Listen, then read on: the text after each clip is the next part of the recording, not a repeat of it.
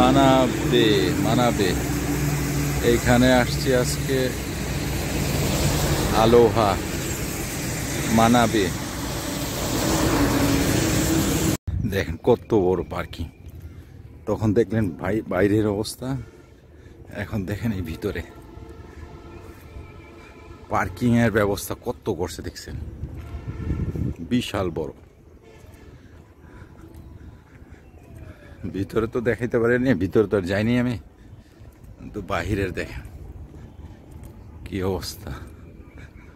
অনেক জায়গা নিয়ে করছে, বিশাল বড় পার্কিং। দেখেন যে অবস্থা দেখা যাচ্ছে পার্কিং,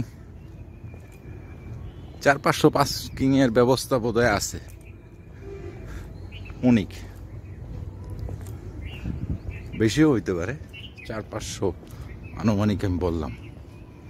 দেখেন বিশাল বড়।